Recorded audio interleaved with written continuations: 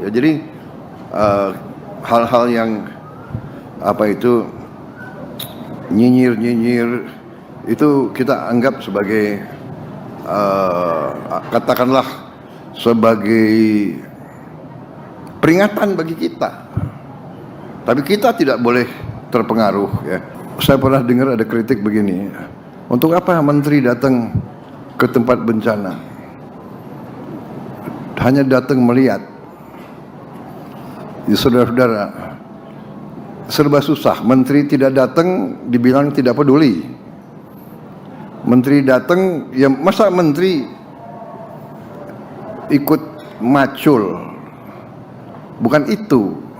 Pejabat datang, pemimpin datang melihat apa kekurangan, apa masalah, apa yang bisa kita bantu, mana yang kita bisa percepat. Kan begitu.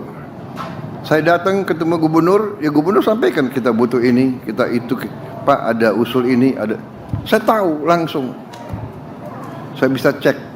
Kan begitu ceritanya. Ya. Jadi ini ada, tapi ya mudah-mudahan saudara, saya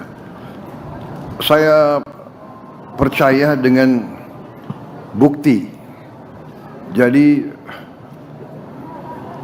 saya sampaikan ke saudara, para pimpinan, para menteri, para kepala badan, gubernur, semua, salah satu kewajiban seorang pemimpin adalah siap untuk dihujat, siap untuk difitnah, siap untuk tapi tidak boleh kita terpengaruh dan tidak boleh kita patah semangat. Semua itu kita terima sebagai koreksi juga, nggak apa-apa. Walaupun itu fitnah, itu kalau kita tahu di hati kita bahwa itu tidak benar, tapi itu jadi waspada bagi kita. Ya, jadi saudara-saudara, saya percaya dengan bukti, evidence based. Itu cara bekerja saya. Kalau saudara perhatikan, saya jarang kasih wawancara dengan pers. Bukan saya tidak hormati pers, karena saya mengerti psikologi rakyat Indonesia. Rakyat Indonesia hanya percaya dengan bukti. Bukti. Kita sekarang dalam rangka membuktikan. Jadi kalau ada menteri-menteri pejabat turun, itu dia tidak turun untuk wisata. Dia datang, ia melihat, mencatat, mengerti, mengambil keputusan. Kan demikian kan.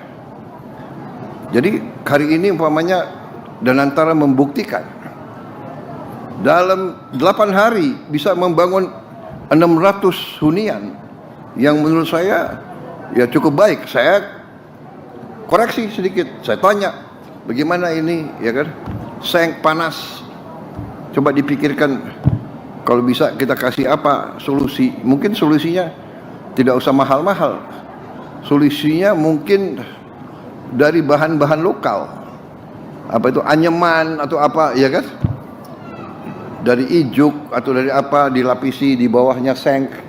Ya, tidak perlu bahan mahal, atau hal-hal yang sangat sederhana. Mungkin cukup dengan bahan tekstil ditutup di bawahnya seng itu. Jadi hal-hal semacam itu nanti kreativitas daripada orang-orang lapangan. Tapi yang fokus kita adalah bagaimana kita bisa meringankan penderitaan rakyat kita.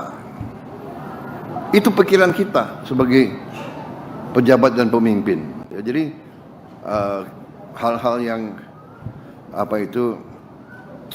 nyinyir itu kita anggap sebagai katakanlah sebagai peringatan bagi kita. Tapi kita tidak boleh terpengaruh, ya. Sekali lagi, tidak datang salah. Ya kan? Datang dicari kesalahan juga, ya nggak apa-apa. Jadi tugas kita, saya walaupun tidak sehari-hari sama saudara, ya saya di pusat, ya saya berpikir bagaimana saya atasi ini, membantu saudara di lapangan, ya.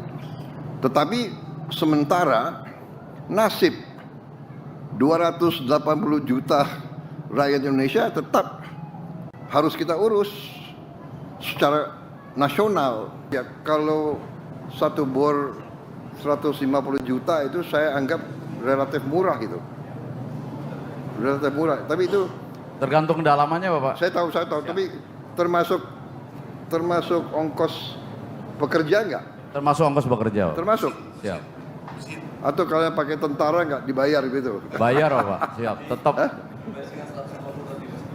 Enggak, saya kembali lagi mengenai air bersih, di mana titik-titik air ataupun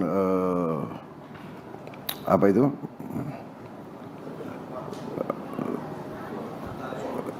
Kita bor air sudah berapa yang di Tamyang, yang dibangun, yang dikirim? Mungkin Kasat yang tahu. Terima kasih Pak.